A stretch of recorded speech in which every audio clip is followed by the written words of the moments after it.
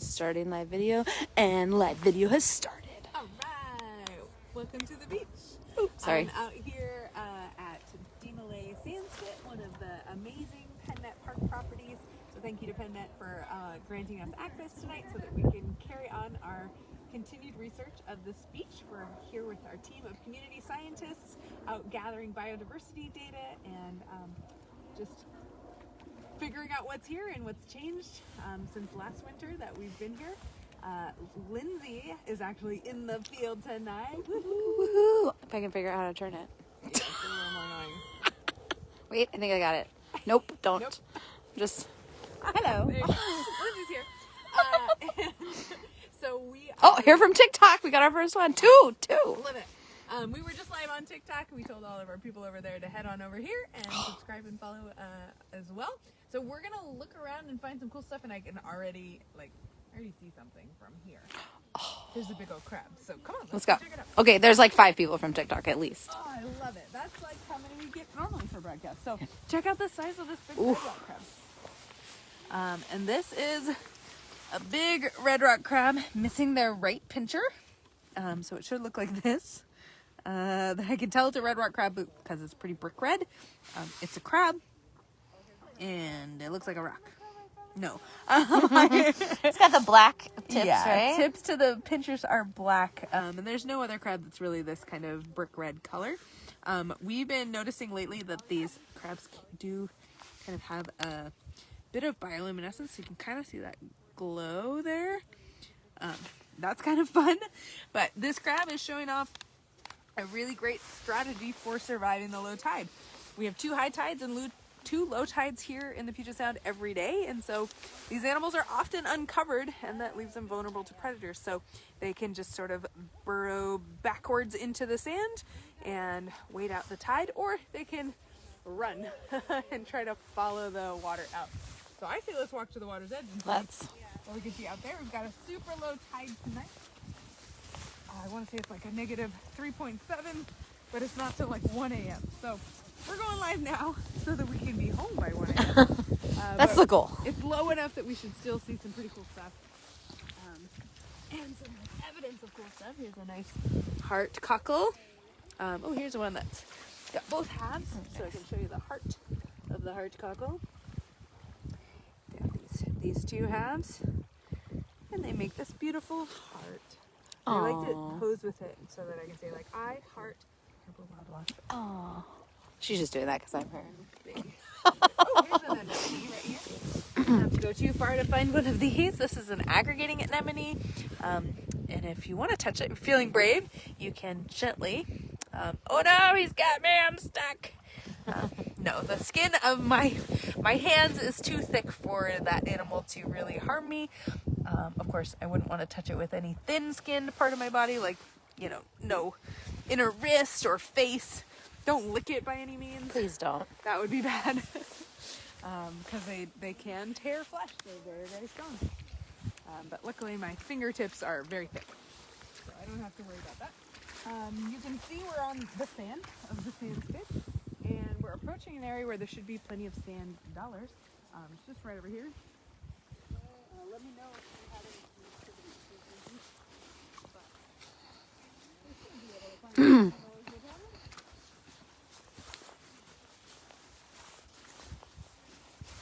Thank you to everyone who's joining us from TikTok. You found us. Make sure to subscribe to our page. And we put all of our lives from Facebook up on YouTube too. So if you want to head on over there, Gig Harbor Wild Watch. Got a bunch of subscribers. I think we're within like 60. From 1,000? Yes, our goal is to get to 1,000 so that we can start to do these live videos on YouTube as well. And we can go in the classroom. TikTok in the middle of the school. Why not? No. Okay, there's pretty great reasons for that. But if we can go live on YouTube, then that opens up our content for younger audiences, which would be really good. If you're a local group and you want to get on our calendar for an in-person field trip, we're scheduling those right now, so shoot me an email. You can always reach us at info@harborwildwatch.org.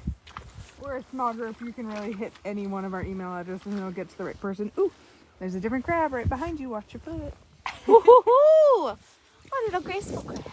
Yeah, this is a Pacific graceful crab, a different species than that red rock.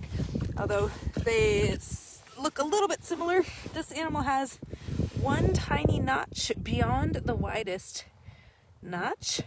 Their pinchers are tipped with white, although you can't see them because they're buried. This crab's kind of doing the same. Hunker down. And what I love about crabs is all their sensory organs are right up at the front, so they can be fully buried in the sand with only their little teeny tiny face poking out.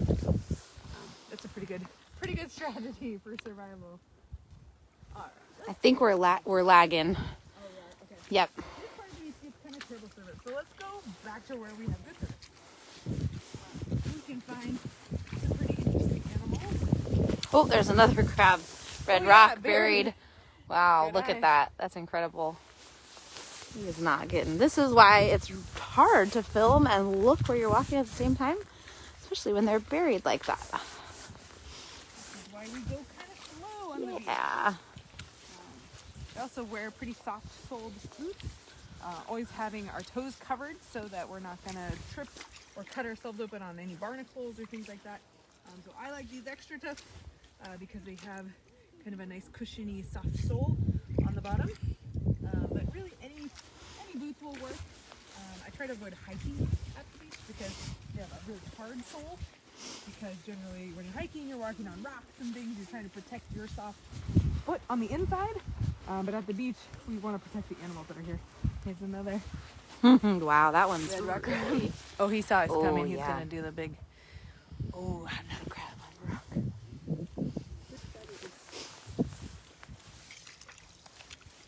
Alright, so let's go walk let's change from the sandy beach to the rocky cobble section of the beach. So we'll see a different animal.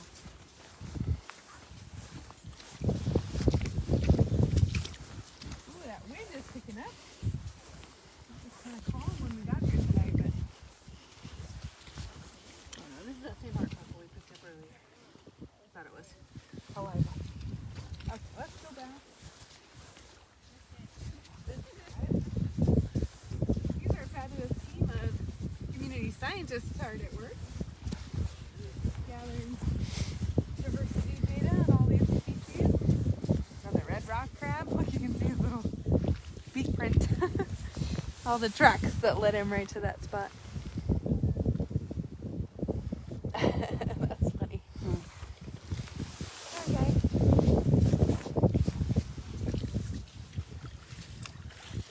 So, our community scientists are out here tonight taking a look at what we can find. We've got Stina heading up this project with Dr. Behrens, and they're over on another line off in the distance.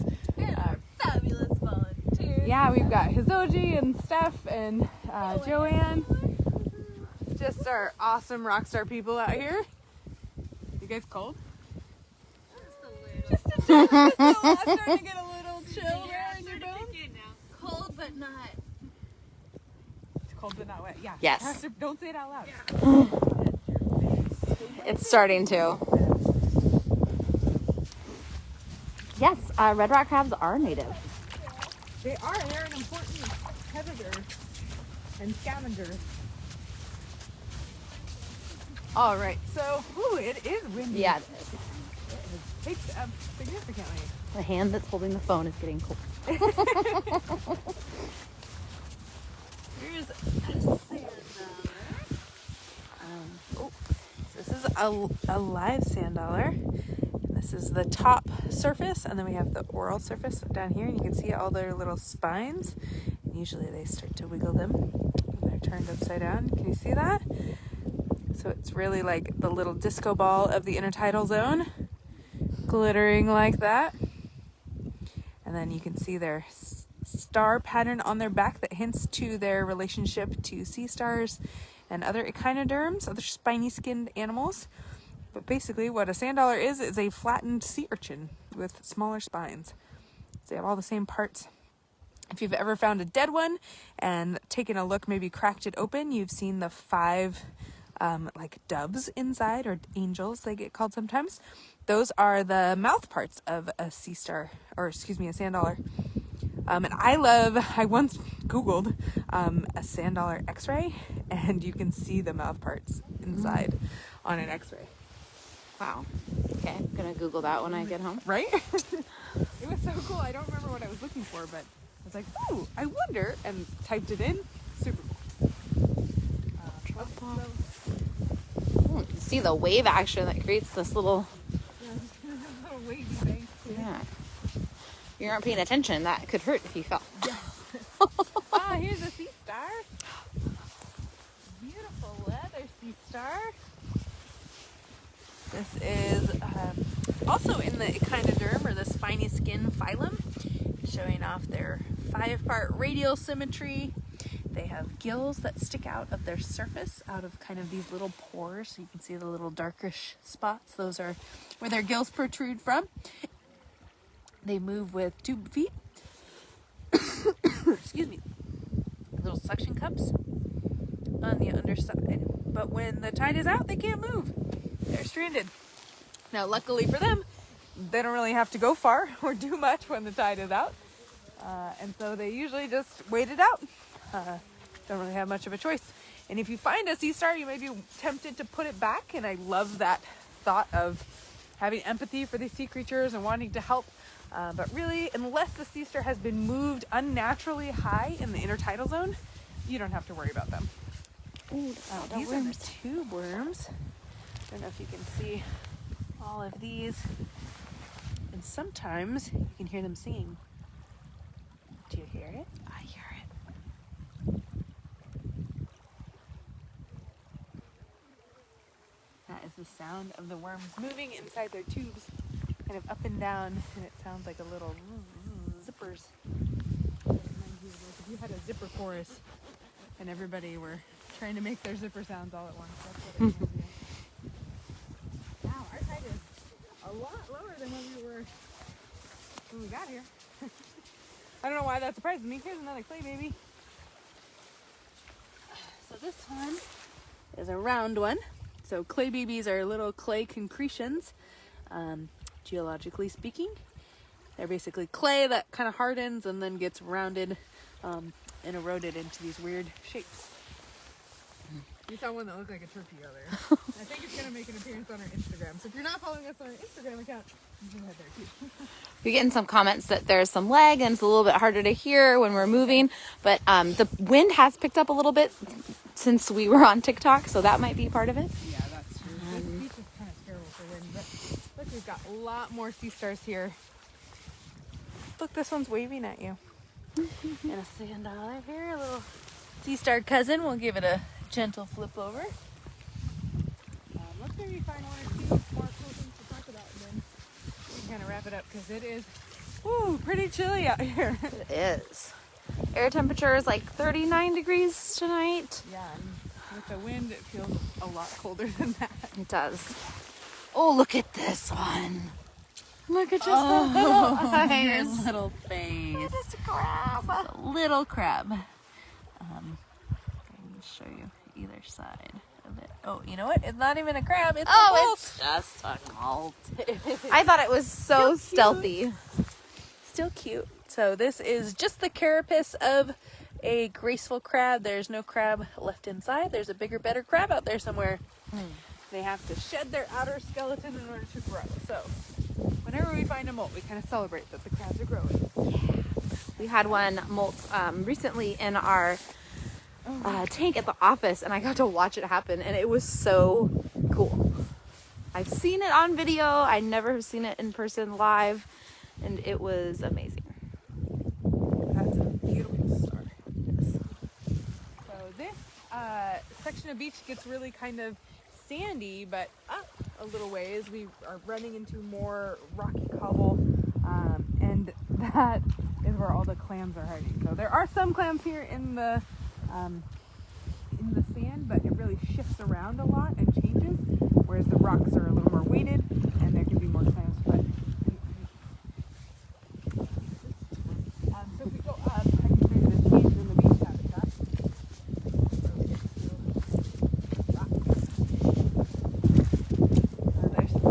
Oh, and I can hear it. You can hear that little geyser up there, Satan.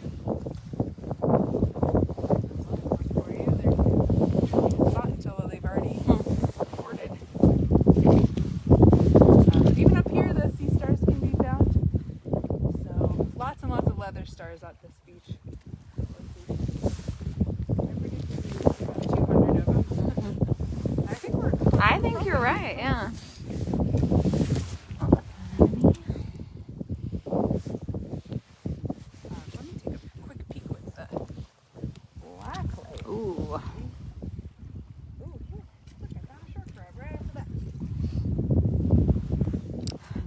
And that anemone is just so brilliant. Yeah, so we're looking at, this is a green short crab on some green algae. And if I cover up my light and show it with the black light, you can see that the green algae just fluoresces bright red, and then our little crab glows green. There's also another anemone right there. This is an aggregating anemone, and they're really fairly common up in the higher tidal heights. Super cool. Well, thanks for joining us tonight, our friends on Facebook, our new followers, hopefully, and all of our long-term supporters. We do appreciate you. We're so thankful for the likes and the shares and the comments, the ways that you engage with us on all of our social media platforms. It is wonderful.